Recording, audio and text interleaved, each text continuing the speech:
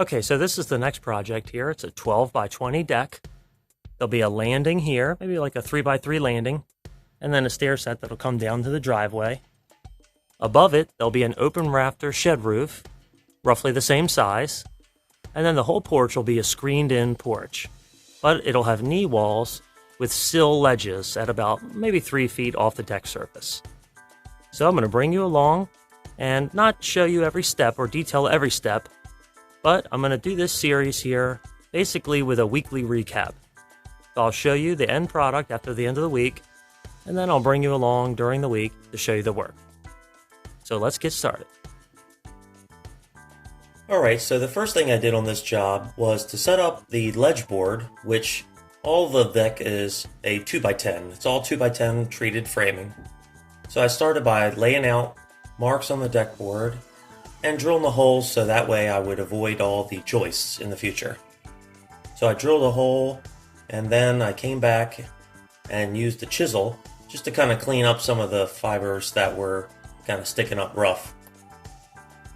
Alright, so here we're starting to mount the ledge board. So I marked 2 holes and started drilling just these 2. Actually, I think I just drilled just the 1.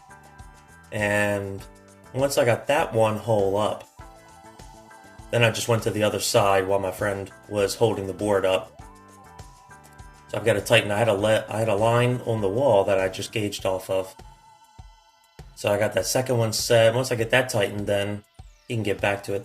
The homeowner had some rubble where the other doorway is there. You can kind of see where some cinder block had been filled in previously. And there was a stairwell. There used to be a door there going to the basement. So the homeowner had to demolish all of that and the stairwell, and he had a lot of rubble, and you saw in a previous shot there where my friend was helping me load that into the truck. I'm going to use that in a future project. So this ledge went in pretty easily. It appeared to be pretty level when at first glance, but in the future we had a little bit of problems. At the end there I had to drill a number of holes because the brick was so loose that I could barely get it to hold in, but I did get a number of them to mount. So we started by, I like to just temporarily install the boards and then level those out and get just a frame of the deck installed. And then we come back and we dig the holes, and I'm going to use a rim beam for the outside, so it'll be a double outside beam, and I'll hang the 6x6s off that. I'll notch them and then hang them. So here we're doing the other one here. There's actually a driveway here. It was just catching the edge of this driveway, so it was kind of teetering on the edge. It always wanted to fall over until we got the first rim board on the outside. Here we got the first rim board. The homeowner actually was here, and he just happened to come in right as we were hanging it, and he jumped in to help us put that up. So we got this first rim board up now, and we started doing some squaring, and you'll see in the future that I made kind of a boo-boo where I actually, I realized that the house was slightly out of square, so I had to trim that just to square up the outside of the deck.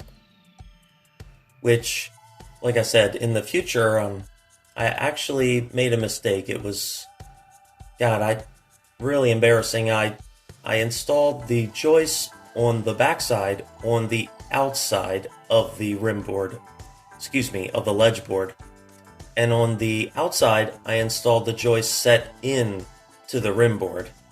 So essentially the back side was 3 inches wider than the front side. But it'll go for quite a while before I realize, alright, here we come in with the second rim board. And I just get a couple screws just to kind of temporarily hold it in place. And my friend had to leave, so shortly after this, he headed out for the day. And then I just started doing some minor things, like I started to put a layout on the outside. That way I could see where I wanted to lay out the post locations so they wouldn't interfere with the locations of the joists. I believe 2 of them did interfere, so I just had to shift the locations of the joists to accommodate. So it wasn't too big of a deal. We didn't really lose that much.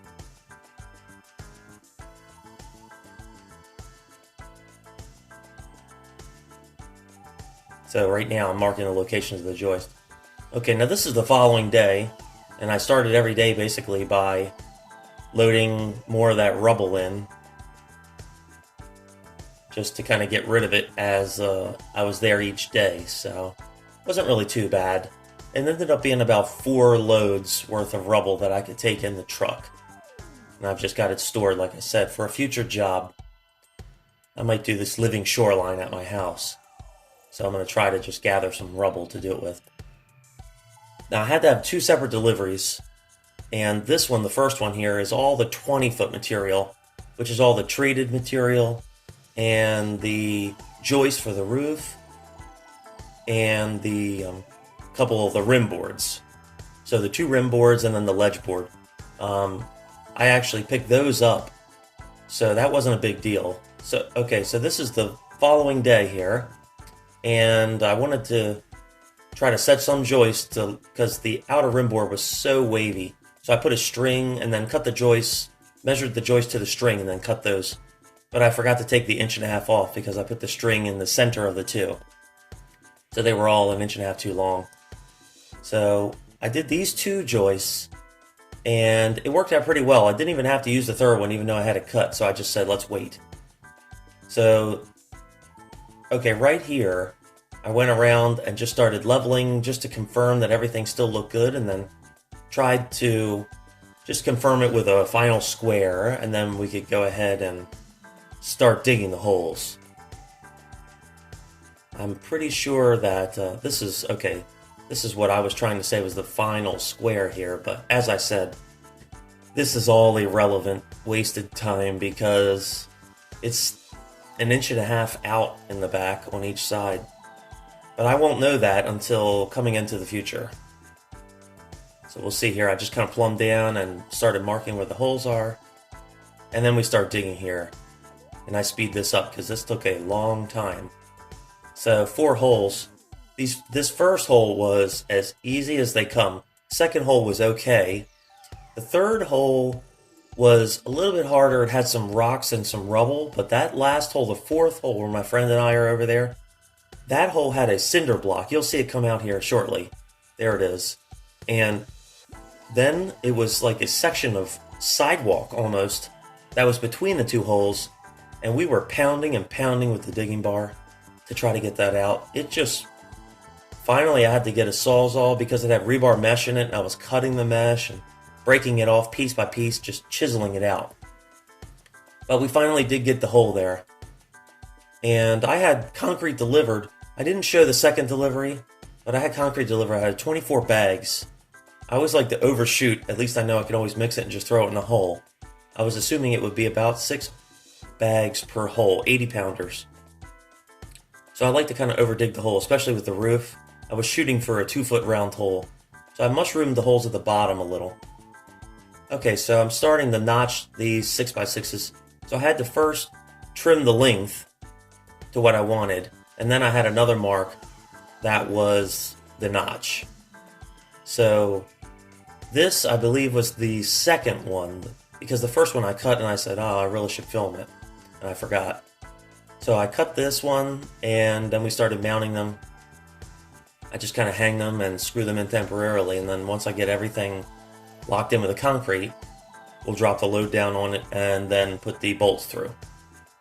Which I'm very glad that we did that way, because if I had went ahead and put the bolts and everything through and had it ready to go permanent, you know, they would have all been wrong, and I would have had to pull it all because of the out of square issue. But you'll see that in a future video. I just added that board so it'd be easy for the 2 of us to lift. So then we just get inside and we just pick it up, and the hardest part is just trying to get it as tight to the bottom of the deck as possible. And then, you know, you just have to do a little bit of plumbing issue with the level to make sure it sits in there correctly. But once you're good in the hole and you're good front to back and side to side, just pour the concrete in, and it's really very easy to do it this way. So this is the final one. I had a problem because it was so close to the side joist. I had to actually get a right angle to do all the final permanent setting of the screws. Alright, here we're mixing the concrete here. This is very, very high speed. Took us, I don't know, maybe about over an hour to do all these bags, so it was a while. I made a mistake with one of the posts. I believe it was that the second one in from the right there on that previous shot, because the post actually was set.